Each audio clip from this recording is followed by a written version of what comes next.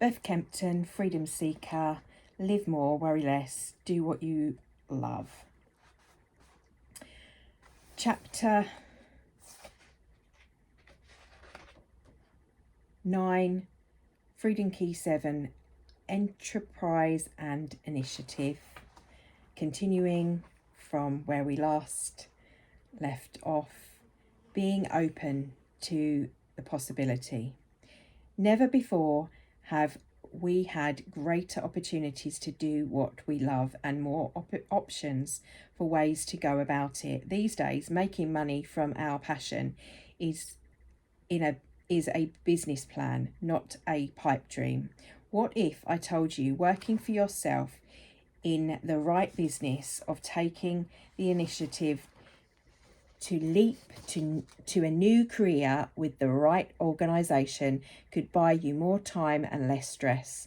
What if I assured you it could give you more flexibility, less bureaucracy, more income, more purpose and more reward? These are the gifts of enterprise and initiative, the rewards for stepping into your power, making choices that serve you and bring your work to the world. When you know you can no longer go on working and earning the same way, or what more flexibility and influence over your own earnings, capability and direction, the Freedom Key can help you take the first step. So this is the Freedom Key for that. Activating the Entrepreneur and Initiative Freedom Key. Think about whether any of the concepts below appeal to you, and if so, imagine what might be different about your life if this was your reality. 1. Following your dreams and seeing them come true. 2. Doing something you love. 3. Turning your ideas into something that makes you proud. 4. Being responsible for your own professional and financial destiny, not relying on anyone else for security. 5. Earning money based on what you have created, not how many hours you have put in or whether you made an appearance at the office. 6. Not answering to anyone else. 7. Not having to work with anyone you don't like. 8. Working from wherever you choose. 9. Sharing your knowledge, experience and gifts through teaching, either online or offline. 10. Earning money whilst you sleep. 11. Expanding your income streams so you earn money from several places. 12. Being master of your own time fitted work around life, not the other way around.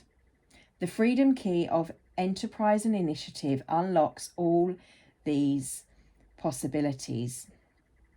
When you're trapped in the cage, this is not about rushing out to start your own business or quitting your job without thinking it through. It's about planting the seeds of possibility, exploring ideas, taking initiative and doing some research, and contemplating what's appealing an enterprising spirit could do for you.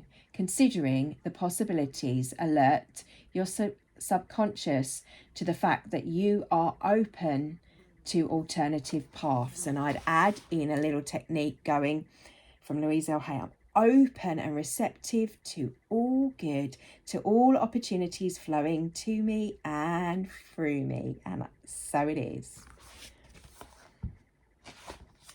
Freedom Key 8, Gratitude and Conscious Living. This is how I choose to live my life.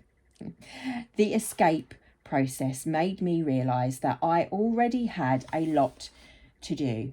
Be grateful for. In paying more attention to that, I found myself living more consciously, taking notes of the details, and in doing so, discovering even more blessings. When you get into a gratitude habit, it can shift your mindset and boost your happiness. Even then, it's easy to let life take over once more. So we start that again. When you get into a gratitude habit, it can shift your mindset and boost your happiness. Even then, it's easy to let life take over once more and miss your everyday miracles until a gritty experience reminds you yet again of how you have to be grateful for and all you have to be grateful for. Take my friend Ella, name changed for privacy. She's been trying for a baby for several years and finally got pregnant a short while back.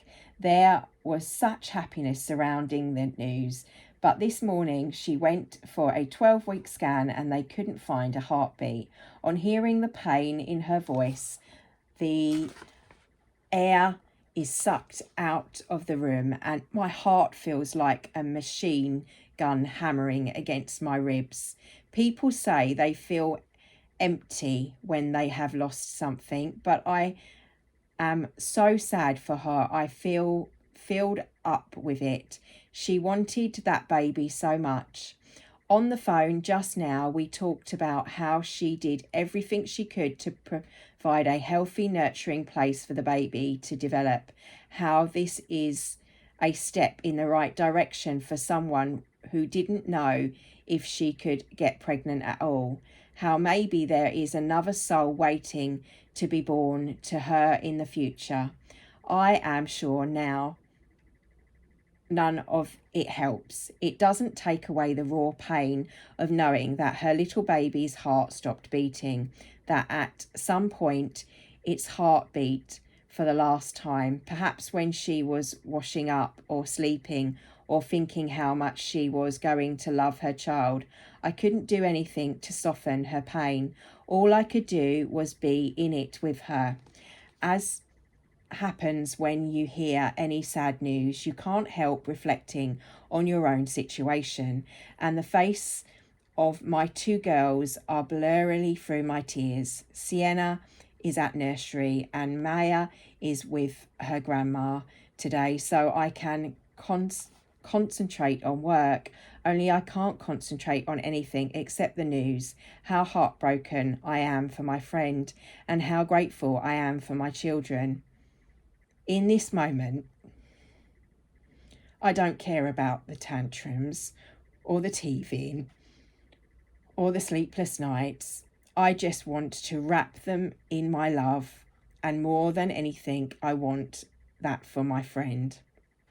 I had a similar experience on hearing my daughter's friend's mum had lost her child, and I cried, and I thought to myself, I was crying because I felt selfish, because I felt grateful that my babies were okay. I was crying because I couldn't help that all of my emotion and all of her emotion I was empathically feeling, and there was nothing I could do, and all I could do was share in that pain and wish for her health and healing. And now thinking about it chokes me up. In this moment, I don't care about the tantrums. So that rings true. So as a mother, I feel this story deeply in my heart. I want her to be able to make another baby, to play host to another soul, to be the mother she has already started to become. I'm wishing, hoping, sending her love on this dark day, my ear hot from the telephone conversation and the heart heavy as bricks. I hear home full of second-hand sadness, casting a long shadow in the winter sun. But I don't dwindle, I hurry. I need to gather up my own girls and hold them to me. I have never felt more grateful for them than in that moment. But within a few days, life takes over and I forget. In everyday chaos, my recognition of their preciousness gets left in the pocket of my coat like an unused theatre ticket, and I get frustrated with unimportant things once again. At the end of a particular long day, I am soaking it in a hot bath when I hear the door swing open and tiny feet come running in. Oh, come on. Can't I get even 5 minutes of peace? Sienna reaches up and over the tub and starts washing my back with her little sponge. She puts her hand in the water. Hot. Then she puts her hands in the bubbles. Not hot. I have never noticed that. Mummy needs toys. It's not a question. She passes me a favourite yellow watering can. She has foam on her nose and a look of deep concentration on her face. The end of her fine blonde hair are curled in the heat. Water on Sienna's nose, she says, squeezing her soap and washing the drips falling. Feet grow big like daddy. My heart swells with her beauty of her gift and her sincerity with which it's given. This is what matters. Living consciously in the moment allows me to notice her preciousness once again and be grateful for it. The gift in the context of motherhood was staring right at me and had been there all along. Being aware of what you have, the freedom key of gratitude and conscious living, is about being aware of what you already have, being open to giving and receiving and being thankful for it all. It's about understanding the impact of our actions and finding ways to appreciate that we get to be here in this lifetime, living this life. What do we stop living consciously? Why do we stop living consciously in the first place? How did I get to that bedroom floor moment when I was so caught up in the stuff I had to do that I forgot about the experience of living itself? It is our choice to allow the pace to keep increasing, to allow others to set our marks of success, to succumb to the pressures. But ultimately, we can also choose not to be accountable to those things, that instead be accountable to our own vision of a good life. When something bad happens, we often tuck it away in a shoebox at the back of the cupboard and try to forget about it. But all that does is numb us. And if we numb anything, we numb it all. In numbing the sadness, we numb the delight. If we open up to the pain and the vulnerability, we open up to the grace and the beauty. When we notice all we already have is all areas of our lives, we feel grateful, and that gratitude floods our hearts with warmth and love. It plugs us into the very experience of our own lives rather than letting these lives just rush past. Living consciously means choosing how we spend every precious day, living according to our values, mindfully choosing what we eat, how we travel, who we spend our time with, where we spend our energy, how we relax, how we consume, how we talk, how we love, how we show compassion, and how we try to be kind. Being aware of how we feel, acknowledging it, and then letting ourselves feel it. I think that's really important to remember. Being prepared to receive. Being grateful for even the tiniest of miracles because they add us up to this thing called life. Emerging from the wave. Lao Tzu used to be a real life playboy. He made a fortune in his 30s selling electronics components. He had offices all over the world and a jet-set lifestyle to match. When the weekend came, he would often take off to Vegas and party his way through to Monday. He worked 80 hours a week, had status, good looks, glamorous friends, and more money than he could ever need. His world hailed him a success story, but something wasn't right.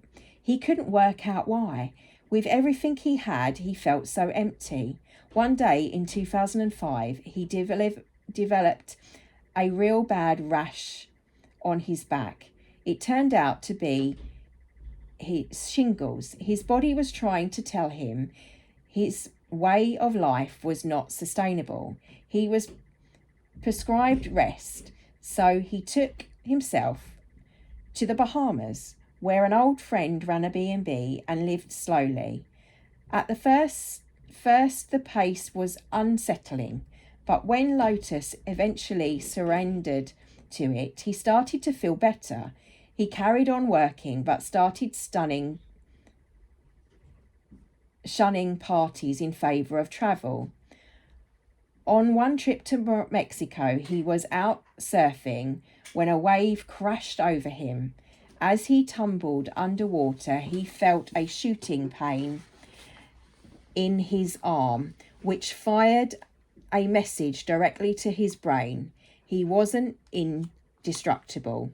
He had broken his elbow, and it was a painful reminder that his actions had an impact on his body. He had been so plugged into the grid, into the high-rolling life and making money, that he had completely disconnected from his inner self and the body that housed it. He emerged from the waves fully awake, knowing what he needed to do to save his life. Healing took many months, and a loving support of close friends who encouraged him to explore who he really was deep down. He sold his company and moved to Costa Rica, where he fell in love with a different kind of bounty. He cleared out everything. He sobered up, became a raw vegan, trained as a yoga teacher, and even turned a celibate, giving up everything he had thought was important to discover what really was. Little more than 5 years on, and he is a different person, or more accurately, he is the same person. The different person he became for a while was gone for good. His parents don't quite get it yet, and his old friends don't really call him anymore.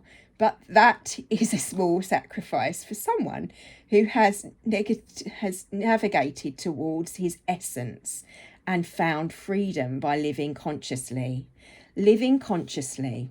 I started to think about what my day would look like if I lived every moment consciously and gratefully, with all my senses, focusing on the beauty and preciousness of each moment, not trying everything to some potential future reward or allowing fear to make choices for me.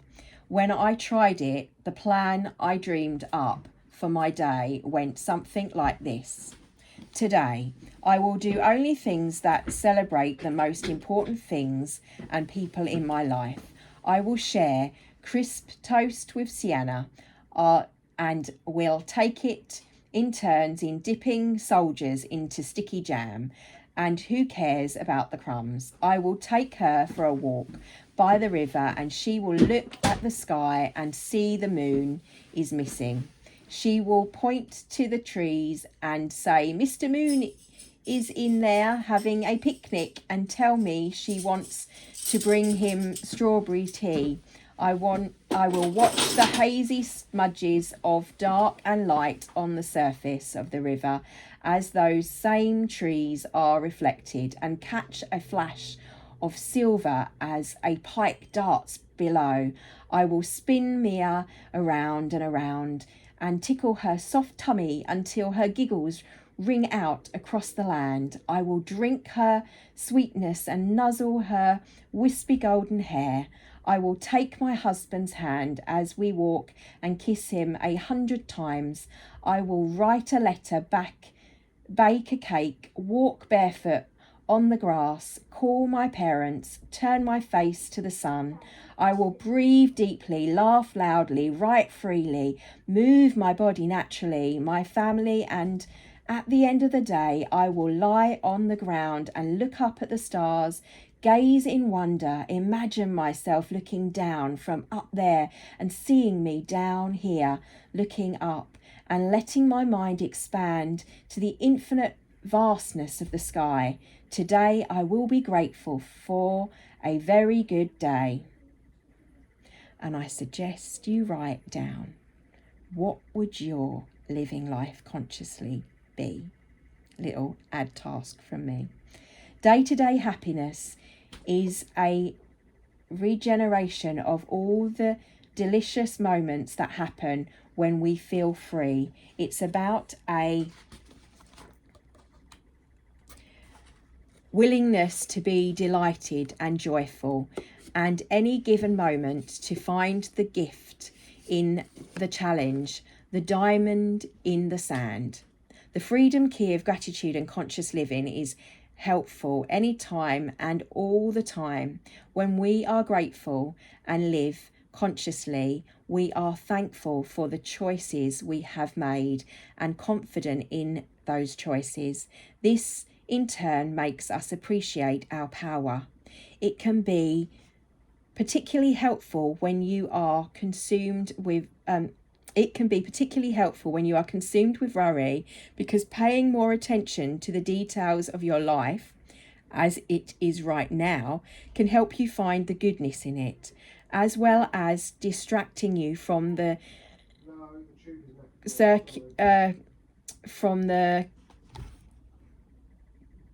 critical dialogue in your head. And using the freedom key means when you escape the cage, you will launch consciously from the positive place of gratitude. And actually, there's neurologically, when you are focused on feel good things like gratitude and those that has that kind of frequency and brainwave, you're able to be more expansive, more open to opportunities. And when you're in fear and the fight or flight and your sympathetic nervous system's in lit up, you're less likely, because you're in that fear, you can't move. It's like that fear frozen, so you can't actually even see the opportunities and the potential from that space and that mindset. So I'm just finishing up so we're currently on page 118. Activating the gratitude conscious living freedom keys. Noticing starts with senses. We use our senses for many things: for orienting ourselves in the world around us, for safety, for pressure. They can prompt action, affect our moods, influence our impressions of others, spark fear and apprehension or memories. Do you take your senses for granted or use them consciously? How often do you literally stop and smell the flowers? Now, for you that follow me, you know that for every moment of my meditations, I start with coming into the totality of your senses and using the sounds, the feelings, and what you're in this present moment to just focus you in this moment. Stepping outside for a moment and thinking about what the weather is like today. What does it look like? What colour is it? What does it sound like? What does it smell like? How does it make you feel? What memories does it stir up? What does it make you want to do? Imagine yourself as a raindrop, or as the wind, or as the sun beaming down. How does the earth look different from that perspective? Watch the clouds move across the sky. Where are they going? What can they see? Something as simple as thinking about the weather can invoke a sense of wonder and possibility, make you notice new things and prompt new thoughts and ideas. Make a list of 5 things you're grateful for today. If you regularly practice gratitude, then today's extent that to telling someone what you're grateful for in them, as you go about your day, as far as possible, be conscious of the decisions you make in intentional interactions you have, the things you ask for, give and receive what you eat, when and how you move, the thoughts you entertain. Where possible, choose kindness to yourself and to others. See what difference it makes. So I suggest before bed, maybe not 5, you can start with 3 if you're struggling, if you're not in a good place, or more if you are. You'll find it starts to get bigger, but list a 3 to 5 things that you're grateful for every night before you go to bed. And even if you write down, okay, what didn't go well today, and what have I learned from that, and then do that, makes it even more powerful. I will see you next time for the next chapter and the next Freedom Key.